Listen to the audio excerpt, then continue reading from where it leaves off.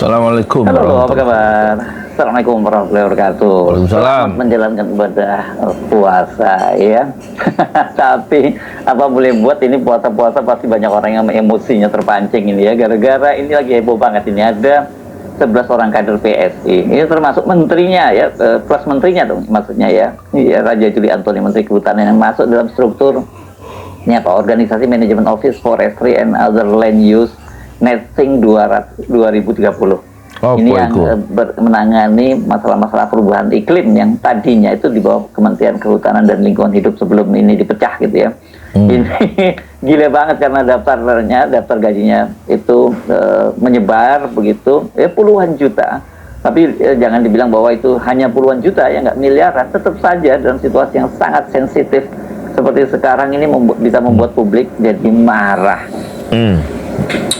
Iya, sepertinya mumpungisme, moral hazard tidak terbendung tuh. Moral Mumpung hazard. ada kekuasaan, pastikan bahwa relasi-relasi politik ditumpuk di kementerian. Kan itu yang akhirnya membuat rakyat merasa memang Indonesia Relasi-relasi makin gelap. Bayangkan misalnya berita itu kekuasaan ditumpuk. ada 11 kader dari apa namanya partai saudara. Ya nggak apa-apa, namanya juga orang berkuasa ya, mumpung berkuasa ya kan memanfaatkan kuasa untuk memperkaya pribadi atau menggunakan fasilitas yang diberikan oleh kekuasaan, kan nggak apa-apa toh Mas Rocky Gerung. Kaisang gitu. Partai PSI itu yang menterinya adalah Menteri Kehutanan, kemudian dimasukkan semua di situ tuh 11 kadernya, dan bahkan ada yang meneliti dan ada yang suami istri rupanya di situ kan. Jadi bocoran-bocoran ini yang pasti menuntun kembali kita untuk menyimpulkan, jadi menuntun untuk menyimpulkan bahwa efisiensi itu memang sekedar omon-omon. Nah, kasus-kasus macam ini pasti banyak tuh. Wah, akan ada mungkin dalam hari ini pemanggilan seorang menteri, tetapi pada saat yang sama ada menteri yang masih mengumpulkan cawe-caweknya tuh. Jadi tema utama Prabowo adalah efisiensi atau pemangkasan anggaran, tetapi di satu sisi 11 kader PSI itu kemudian masuk struktur ya karena juga ketuanya Kaisang kan, anak dari penguasa, ya kan, penguasa lama maksudnya, yang disanjung ya, hidup oleh penguasa baru, hidup penguasa lama. Ya akhirnya kita tahu ya bahwa pemangkasan anggaran itu juga nggak sesuai dengan ucapan Prabowo, faktanya maksudnya. Buktinya justru kabinet itu gemuk ya. Kalau Obama aja kabinetnya berapa? Prabowo nggak mau membandingkan Indonesia dengan Amerika. Kita kabinetnya ada 48 atau berapa gitu. Dan katanya negara lain lebih banyak. Timor Leste itu penduduknya 2 juta, tapi menterinya sekian ya. Tapi dia lupa kalau dibanding dengan kabinet Obama, Amerika itu menterinya cuma 15 ya. Jadi memang sangat efisien. 15. Ini 11 orang aja masuk ke apa? Struktur apa tadi itu? 11 orang. Ya jadi antara ucapan dengan omongan, antar tindakan dengan omongan itu emang nggak sinkron ya. Problem Prabowo adalah bagaimana menyatukan ucapan dengan keputusan politiknya itu. Itu problemnya. Jadi problemnya bukan kesatuan negara, kesatuan dan persatuan yang didengung, menyatukan ucapan dengan kenyataan, itu yang juga problem dari presiden kita.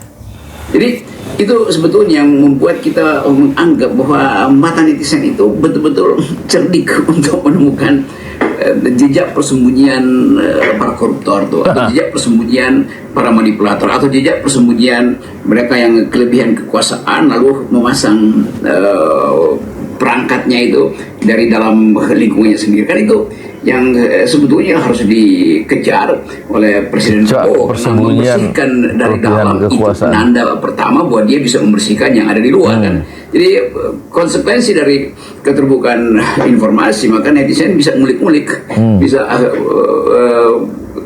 keputusan menteri itu dibuka. Problem Prabowo adalah menurut Rocky Gerung, dia pertama-tama tidak membersihkan ya lingkungannya sendiri, tidak melakukan efisiensi di lingkungan sendiri, karena di dalam itu ada semacam jejak persembunyian orang-orang yang kelebihan kekuasaan katanya tadi. Tapi dia juga tempat persembunyian melacak tempat persembunyian koruptor atau manipulator. Tapi kemudian akhirnya dia bilang netizen itu sangat cerdik ya, melacak jejak persembunyian orang-orang yang kelebihan kekuasaan, dan Prabowo sebenarnya haruslah ya melakukan efisiensi, melakukan pemangkasan dari dalam, baru bisa melakukan pembersihan dari luar keluar kalau dalamnya sudah dibersihkan. Itu pesan dari Rocky Gerung ya. Dicari-cari atau window shopping, tiba-tiba ketemu di sebuah situs. Jadi diedarkan sekarang, makin banyak diedarkan bocoran-bocoran itu, termasuk bocoran sensasi soal Pertamina, karena sangat mungkin. Ini judulnya Menteri PSI bancaan di kabinet Prabowo, 11 kadernya digaji belasan juta, bahkan ada yang suami istri. Ya biasalah, dinasti politik itu kan dicontohkan sendiri sama Prabowo, dicontohkan sama Jokowi. Itu Prabowo ngangkat anaknya, ngangkat ponakannya, ngangkat adiknya, ya kan? Ngangkat ponakannya Thomas Jiwandono itu, terus ngangkat ponakannya juga termasuk Saraswati, anaknya Hashim, terus ngangkat adiknya staf khusus apa gitu. Jokowi juga begitu ya. Ya sudah, negeri ini negeri bukan republik, nanti lama-lama jadi kerajaan atau kekayaan yang beredar di antara mereka sendiri, dan itu yang tidak dikehendaki oleh Quran ya. Jangan sampai kekayaan itu berputar di lingkungan elit ya. Karena nanti nggak ada keadilan di situ. Tapi kalau Prabowo sama Jokowi kan nggak bicara keadilan kan, tapi bicara hilirisasi, bicara PSN ya. Dan Prabowo tidak bicara keadilan, tidak bicara etik, malah dia bilang dasmu etik ya, mempersetankan nilai-nilai ya. Beda dengan Anies Baswedan yang mementingkan nilai-nilai dalam pengelolaan tata pemerintahannya. Tidak sekedar berhenti pada anak perusahaannya, tapi di tingkat yang lebih tinggi gejala semacam itu berlangsung, dan itu yang membuat kita makin yakin bahwa Indonesia ada di dalam kesulitan untuk memberantas korupsi. Sangat mungkin juga soal Pertalite ini, Pertamax ini bisa sampai ke seorang menteri itu, dan semua hal yang membutuhkan kejelasan itu akhirnya mulai dibaca sebagai keadaan yang berbahaya di Indonesia, karena tetap kita ada dalam kegelapan. Saya kok jujur kasihan ya jadinya melihat Pak Prabowo ya ini dipermalukan oleh pembantunya, sekaligus programnya disabot oleh Pak ya ini, dan ini yang nyabot menteri yang berasal dari kader partai PSI lagi ya, yang partainya Pak Jokowi ya, mereka mengusung Jokowisme itu ya. Kan ini di saat Pak Prabowo menggembar-gemborkan efisiensi, kemudian salah satu menterinya itu malah aji mumpung nampung kader-kader dari partainya sendiri, dan ada yang suami istri. Kan tetap harus kita lihat kebutuhannya apa itu merekrut kader partai di dalam satu kementerian kan, dan banyak sekali. Jadi sebetulnya satu-satunya keterangan adalah untuk nyuri, kan itu intinya kan, nyuri informasi lah atau membangun jaringan, tapi itu satu corruptive mind, korupsi sejak dalam pikiran tuh, itu memasang peralatan sendiri untuk menjalankan korupsi. Itu ucapan Pramoedya Anantatur ya, soal bahwa keadilan itu harus dimulai dari sejak pikiran ya. Tapi Rocky Gerung mengatakan korupsi itu sudah ada sejak dalam pikiran ya. Kalau Pramudianata itu dalam bukunya itu, dalam novelnya, anak semua bangsa yang diterjemahkan menjadi This Earth of Mankind, mengatakan salah satu tokohnya siapa itu, dia bilang keadilan itu harus dimulai sejak di dalam pikiran.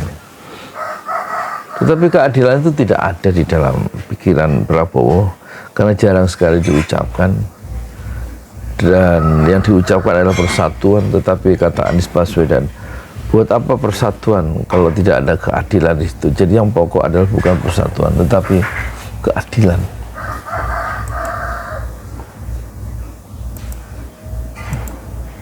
Kekuasaan dan cara menjalankannya betul-betul dinastikal kan, bagian-bagian atau nepotisme, bahkan itu bisa disebut nepotisme karena ada satu dari partai yang sama menguasai kementerian negara yang sebetulnya di dalamnya itu ada bisnis besar di situ, karena soal hutan dan sumber daya di dalamnya tuh. Tapi kita makin melihat bahwa membiayai mereka yang sebetulnya tidak dalam kapasitas mengerti secara teknokratik soal lingkungan, itu artinya kita harus membayar mereka. Padahal Pak Prabowo ingin ada penghematan, karena APBN akan bayar mungkin gajinya 50 sampai 100 juta satu orang tuh kan, belum lagi hal-hal yang sifatnya insentif. Jadi tetap publik mampu untuk melihat apa sebetulnya yang sedang berlangsung di negeri ini, dan makin lama memang indeks persepsi korupsi kita yang nggak pernah maju-maju tuh, jadi makin lama makin memburuk cara CPI, indeks indeks persepsi korupsi kita makin memburuk. Sebenarnya tahun ini masih sama dengan tahun kemarin, yaitu 234 ya, menurut Transparency International CPI kita, Corruption Perception Index. Di zaman Jokowi itu juga nggak ada perbaikan, jadi tetap buruk tampaknya. Kalau begini trennya ya, ada semacam tadi disebut oleh Rocky Gerung, ada semacam nepotisme dari kalangan partai untuk menguasai kementerian tertentu begitu banyak. Itu berarti ya, niatnya setidak-tidaknya untuk membuat jaringan atau mencuri informasi, dan Prabowo tentu melakukan kekeliruan atau tidak sesuai dengan kebijakan Prabowo ketika mereka itu negara harus membayar orang-orang yang tidak kompeten di bidang lingkungan ya, dan harus membayar untuk orang-orang yang tidak mempunyai kecakapan teknokratik bagaimana yang tadi diungkapkan oleh Rocky Gerung. Jadi efisiensi itu menjadi tidak masuk akal ya. Omongan saya bener gak sih? Daripada saya ngantuk pagi-pagi jam 9, mendingan kita respon ya.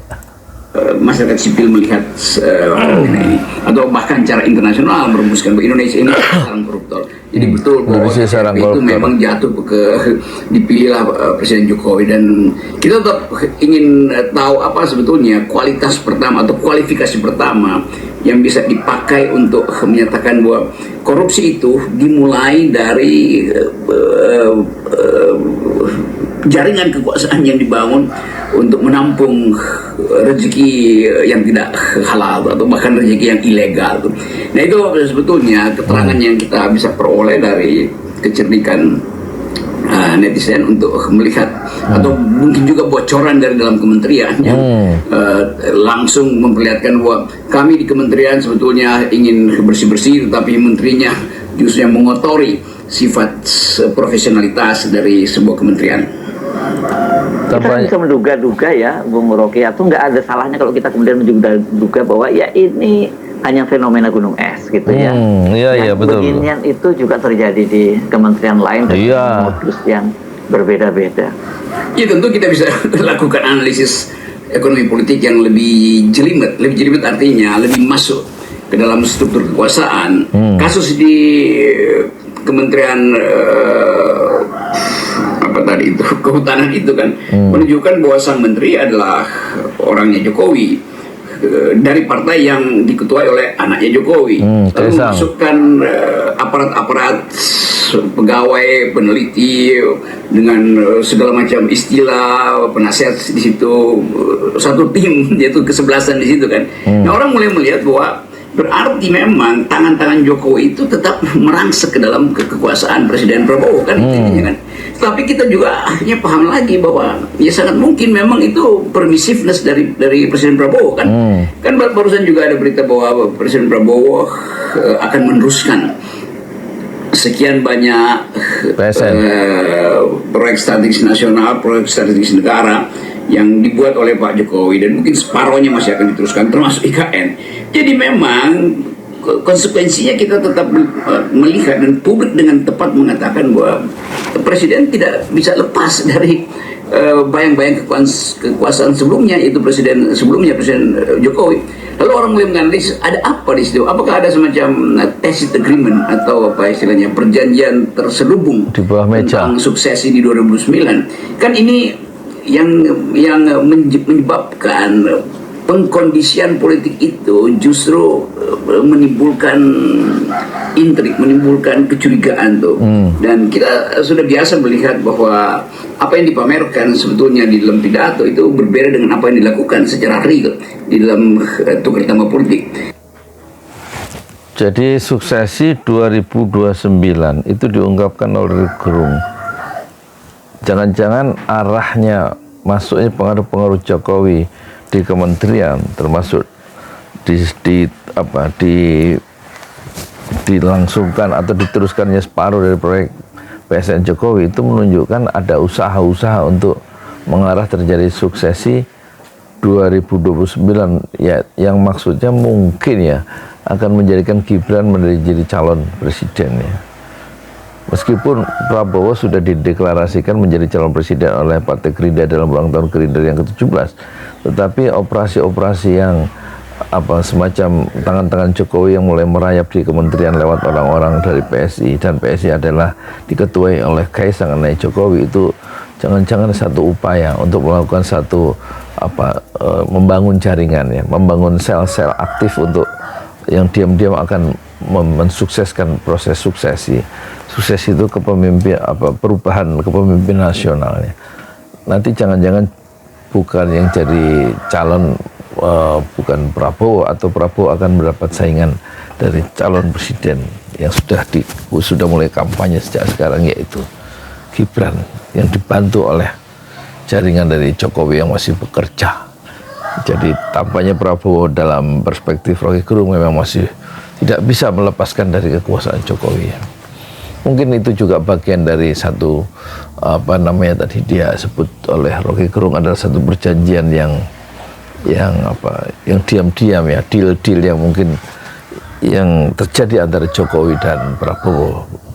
Pidato yang diungkapkan oleh Prabowo itu kan tidak selalu mencerminkan kenyataannya, selalu berbeda antara latar depan dan latar belakang. Latar belakang yang biasanya penuh kasak kusuk yang tidak bisa diliput oleh pers.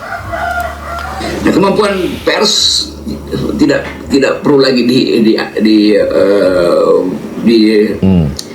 dianggap enteng, karena kemampuan pers sekarang dia bisa memanfaatkan artificial intelligence untuk mengolah relasi-relasi kekuasaan berdasarkan beberapa dokumen yang ada di tangan pimpinan redaksi. Nah, itu yang memungkinkan kita lebih percaya pada bocor halus atau Najwa Shihab atau wawancara-wawancara di podcast-podcast yang betul-betul didesain untuk mengintai, mengintip dan mencari jejak korupsi di banyak kementerian. Ini satu perubahan bagus, karena kekuasaan tidak bisa lagi berbohong. Bahkan publik internasional dengan mudah melihat apa yang disembunyikan di dalam rapat-rapat kementerian, apa sebetulnya yang diatur sedemikian rupa supaya tak terlihat bahwa itu nepotisme. Tapi pada akhirnya netizen mampu menemukan bahwa oh, ini nepotisme namanya, ini potensi korupsi, ini betul-betul korupsi yang direncanakan. Dan itu yang membuat kita percaya bahwa tidak mungkin menghindar lagi dari mata netizen. Kemanapun pemerintah berupaya untuk membangun image, tapi kemudian dibatalkan oleh temuan-temuan netizen semacam kasus di Kementerian Kehutanan. Jadi sekarang pers menurut Rocky Gerung dan juga netizen dengan artificial intelligence-nya itu mampu ya mendetek ya jejak-jejak korupsi yang mungkin ini semacam masih potensi korupsi, atau ini korupsi yang disembunyikan, atau korupsi yang direncanakan. Itu semua sudah bisa didetek ya oleh oleh orang-orang atau oleh podcast dan juga satu percakapan yang sudah berbeda dengan pers yang dulu ya, sehingga dia tadi menyebut ada bocor alus, ada Najwa Shihab atau podcast yang lain yang betul-betul berusaha untuk mengintip jejak korupsi dalam pemerintahan, sehingga korupsi itu sekarang tidak bisa lagi disembunyikan.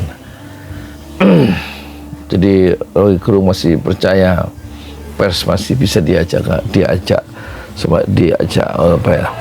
sebagai teman ya untuk mengawal bangsa ini ke depan supaya tidak ambruk oleh perilaku koruptif dari kekuasaan. Omongan saya benar apa enggak sih? Tadi. Ya saya kira berat lah kalau begini situasinya ya, Bung Rocky. Banyak wajar kalau banyak yang hopeless gitu, dan wajar kalau kemudian mahasiswa menyerukan aksi Indonesia gelap jilid 2. Dan memang situasinya udah makin parah gitu ya. Bukan terang benderang, bukan ada titik cahaya, tapi malah makin gelap gulita ya. Kelihatannya susah sembuh Indonesia atau susah kembali pada cuaca politik yang terang benderang itu, dan kegelapan menguntungkan bagi mereka yang juga ingin menggelapkan kekuasaan atau fungsi kekuasaan dengan jalan korupsi, termasuk menaruh orang di dalam posisi-posisi strategis. Tapi kita mulai lihat bagaimana juga sebaliknya masyarakat kelas menengah itu tidak berhenti setiap hari untuk memberi kritik pada Presiden Prabowo, apalagi pada Presiden Jokowi kan. Jadi teriakan, caci maki, satire yang betul-betul kasar itu ada di jalan-jalan sekarang, dan kelihatannya teriakan, caci maki dan satire itu ada di jalan-jalan, dan itu adalah produk dari kelas menengah yang tidak diam ya. Meskipun kelas menengah itu makin menipis ketebalannya, kalau menurut survei atau sensus itu dari 28% di zaman Jokowi sekarang tinggal 21%. Itu berarti banyak kelas menengah yang tidak mendapatkan perhatian dari negara. Yang dapat perhatian itu biasanya cuma kelas-kelas kaum miskin disiram oleh bansos, sementara kelas menengah itu mendapatkan satu perlakuan yang tidak adil dari negara, dan mereka mengalami mengalami degradasi sosial dan kehidupan yang makin miskin.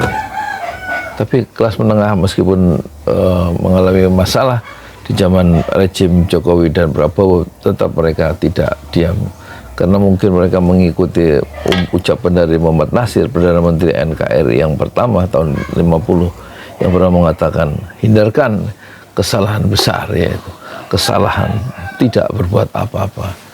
Ya, satu-satunya kemungkaran itu, cara kemungkaran supaya menang kalau kita selalu berdiam diri saja. Atau ucapan Agus Salim yang 100 tahun lalu mengatakan, jangan kita menumpang di negeri sendiri. Nah, nampaknya kelas menengah tidak ingin menjadi penumpang di negeri sendiri, sehingga mereka terus melakukan speak up, bicara, mengomentari keadaan. Termasuk kelas menengah adalah mahasiswa itu. Akan ada diam-diam termobilisasi oleh isu itu, bahwa kekuasaan ini memang tidak peduli pada rakyat, dan slogan itu justru kita temukan dalam kondisi kelas menengah kita yang jatuh ke arah kemiskinan, dan yang lebih berbahaya, yang sangat berbahaya bila kelas menengah yang tadinya bergengsi karena bisa punya konsumsi, lama-lama mereka merasa sebetulnya rendah diri itu karena konsumsi mesti mereka kurangi, dan anak-anak mereka mungkin melihat orang tuanya makin lama tidak bisa memberi hiburan atau semacam hadiah-hadiah kecil yang biasanya mereka terima karena efisiensi atau karena mereka daya belinya tak mampu lagi untuk diharapkan. Jadi orang tua juga mulai merasa kehidupan itu betul-betul memburuk, apalagi kalau anak-anaknya itu yang mungkin masih sekolah mulai bertanya, kenapa tidak ada liburan, kenapa uang jajan dikurangi, kenapa hobi mainan tidak bisa lagi mereka penuhi, maka frustrasi kelas menengah ini dengan cepat akan berubah menjadi protes sosial tuh. Yang berbahaya kalau protes sosial itu kemudian tumbuh sebagai atau bergerak ke arah isu-isu rasial, bergerak ke arah isu-isu agama, dan itu juga tidak bisa dicegah. Mulai memasuki gerbang yang berbahaya, ucapan Rocky Gerung ya, karena soal keresahan kelas menengah yang mulai terganggu oleh kebijakan politik rejim, baik rejim Jokowi maupun Prabowo, itu membuat kelas menengah menjadi semakin miskin dan semakin rendah diri karena tidak bisa menghadirkan satu hadiah kecil untuk anaknya atau liburan yang tidak lagi dilangsungkan dalam keluarga. Itu bisa melahirkan kemarahan kelas menengah itu menjadi protes sosial, dan itu bisa menjadi Indonesia bisa menjadi terbakar seperti rumput kering ya. Kalau kemudian protes sosial itu mengarah ya pada isu-isu ras ya. Isu ras itu semacam anti Cina atau isu rasial atau isu agama ya, SARA ya. Dan itu satu kemungkinan yang harusnya dipikirkan lebih baik ya, dengan cukup hati-hati oleh Prabowo, karena Prabowo itu sudah pernah menyaksikan bahwa people power itu betul-betul real dalam sejarah politik Indonesia modern.